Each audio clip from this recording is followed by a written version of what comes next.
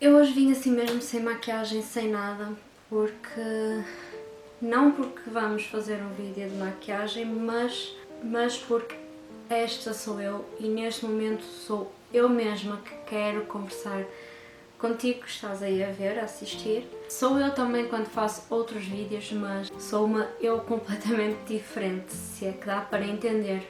E o assunto que eu quero trazer aqui hoje é um assunto bastante delicado, principalmente para mim, e eu sei que não vai ser fácil para mim falar sobre isso.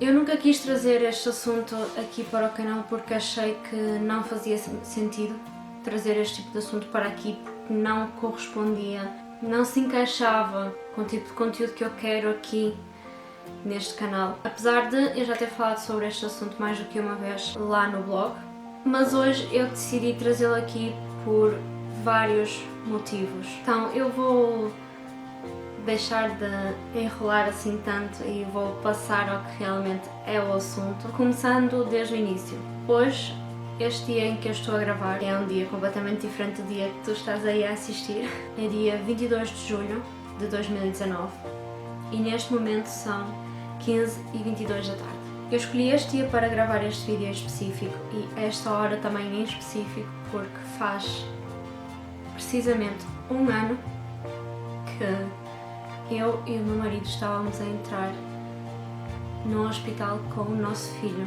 que não conseguia respirar.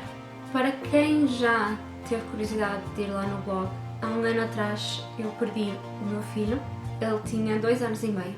Hoje faz precisamente um ano que nós estávamos a entrar no hospital com ele sem conseguir respirar e sem sabermos aquilo que esperar. Ele estava a almoçar quando se engasgou com um pedacinho de salsicha. Ele já comia bastante bem, nunca tinha tido assim problemas para comer. Ele engasgou-se com o pedacinho da salsicha. Nós soubemos só depois que tinha sido com a salsicha, porque nós na altura não tínhamos a certeza se tinha sido com isso ou se tinha sido a massinha que também estava junta. O pai e a avó estavam com ele enquanto ele estava a almoçar. E eu provavelmente vou acabar por chorar neste vídeo porque, lá está, é um assunto ainda muito delicado para mim e como está a fazer um ano, pior é. E juntando isso ao meu estado de gravidez, para quem não sabe eu estou grávida, são muitas emoções juntas, muitas emoções aqui misturadas. Então, há um ano atrás o meu alemão não era tão bom quanto agora.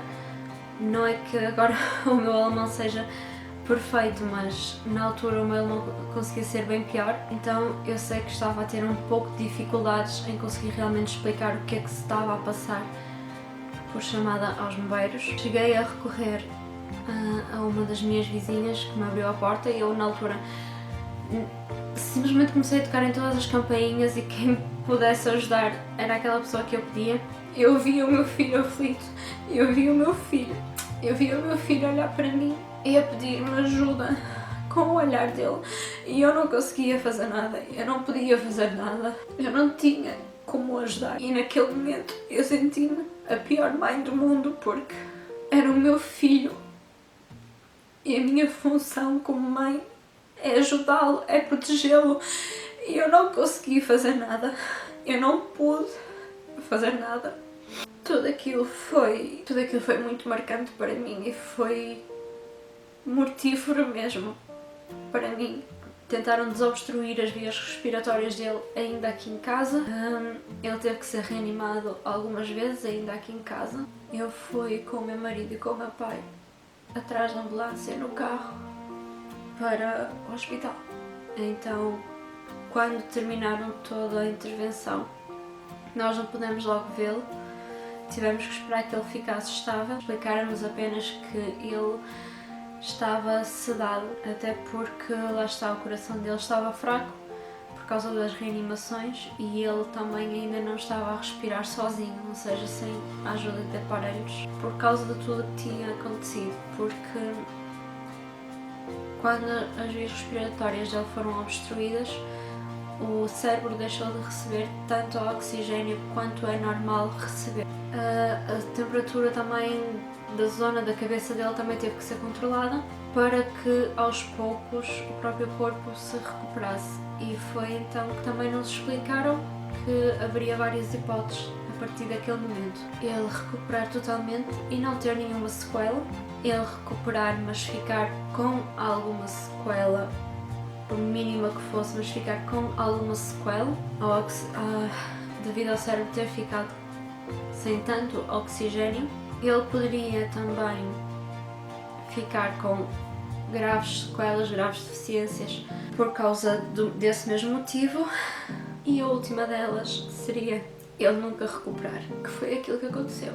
Ele nunca recuperou. Nessa noite nós não pudemos ficar lá no hospital, pedi apenas que me arranjassem um quarto numas casas que eles têm próprias para pais que têm crianças em cuidados intensivos lá, que é as casas, ou melhor, os apartamentos da fundação do Ronald McDonald.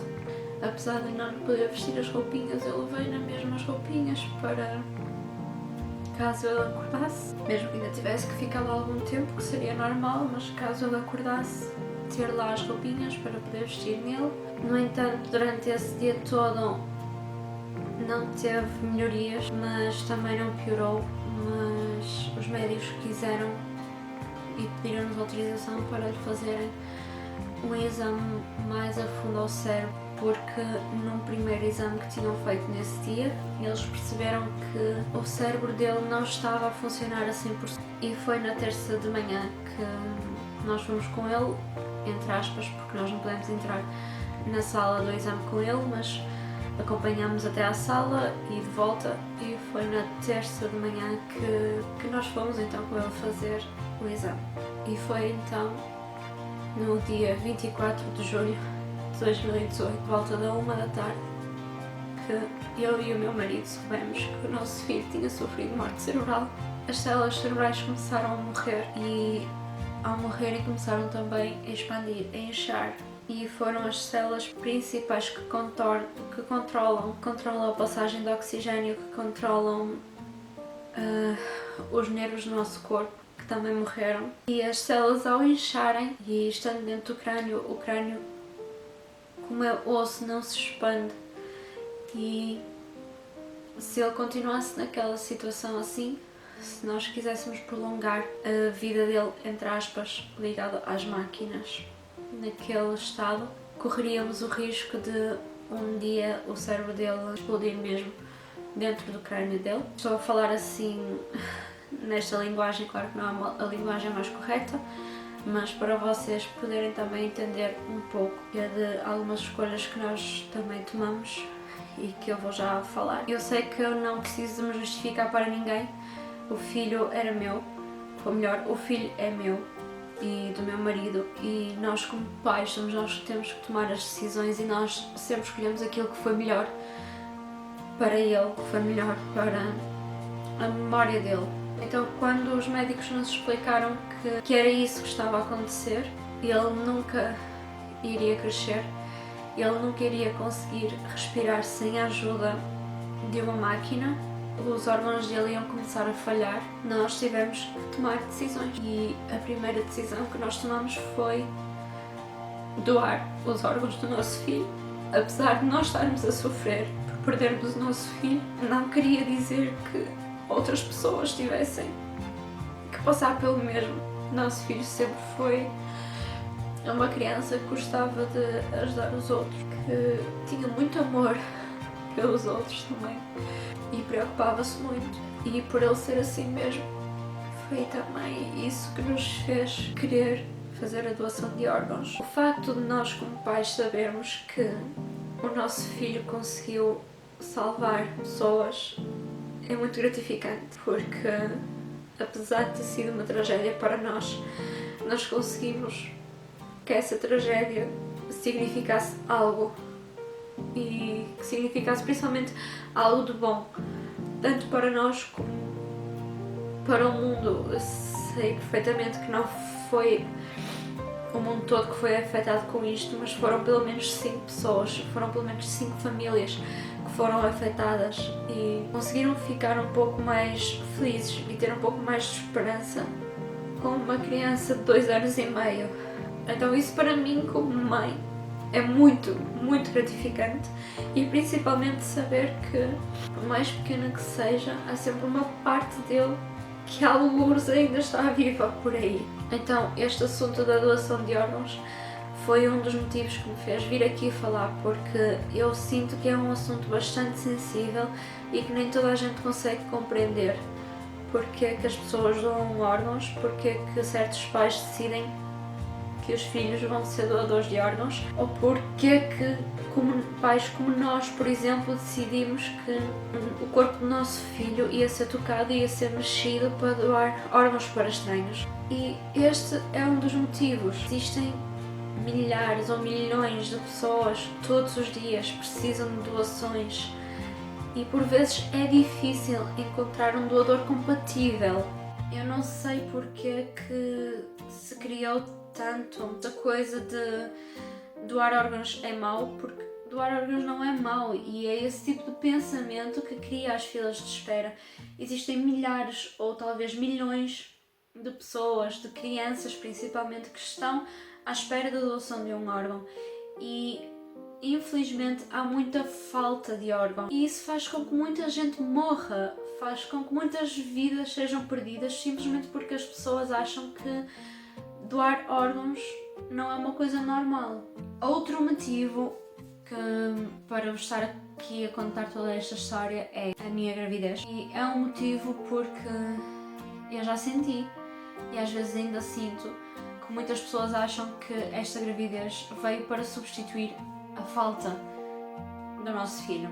Eu sei que diretamente não nos disseram, mas dava para sentir em alguns olhares ou em alguns comentários que faziam questionarem-se se não era cedo demais para uma gravidez, porque no fundo eu acabei por engravidar cerca de meio ano após a morte do nosso filho e nunca foi.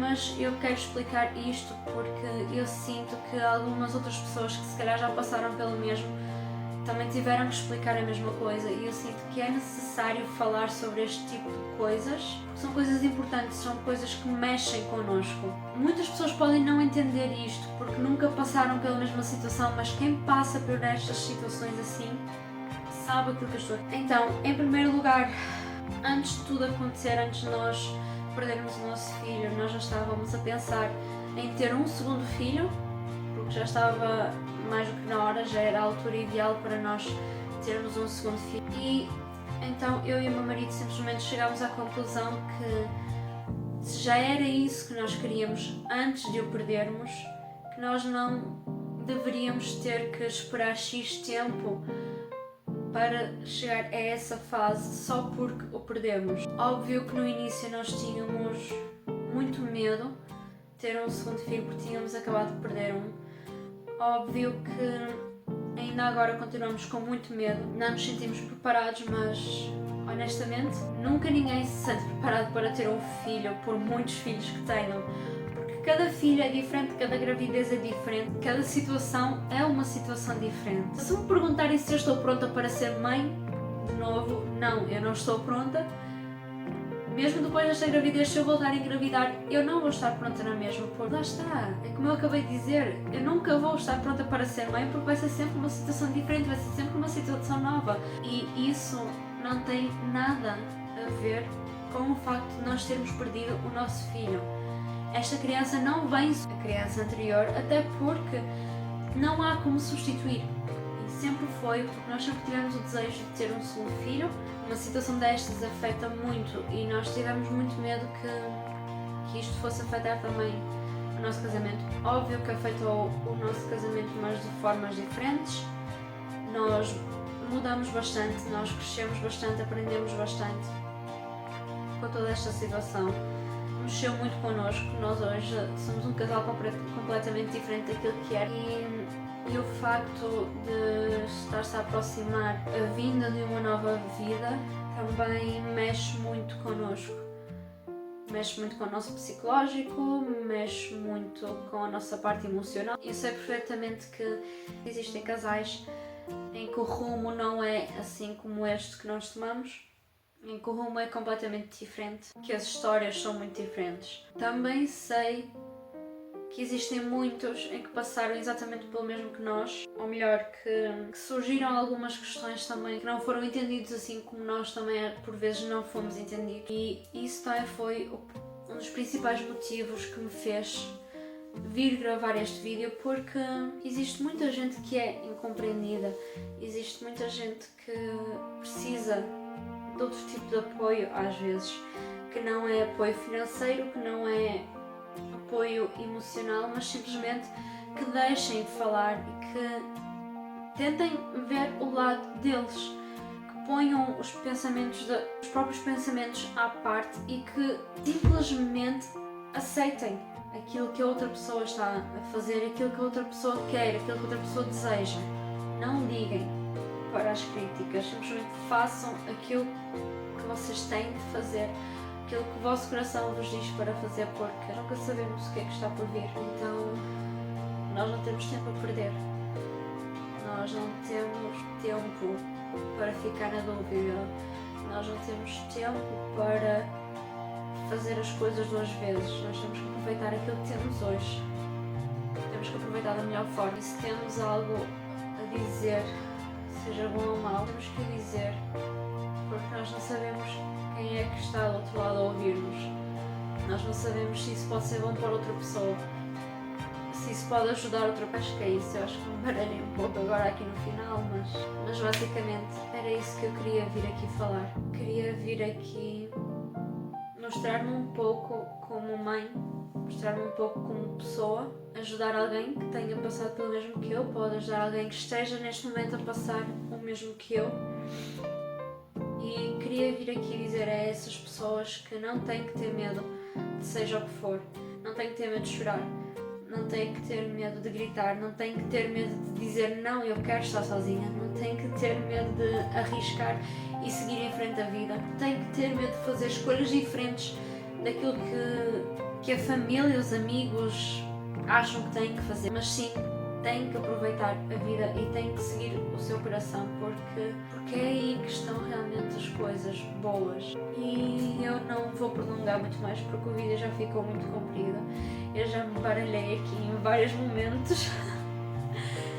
Então eu espero que, apesar de ter sido um vídeo diferente, eu espero que tenha servido para alguma coisa. Quanto mais não seja para ajudar alguém que possa ter passado pelo mesmo ou que esteja a passar pelo mesmo neste momento. Então, beijinho.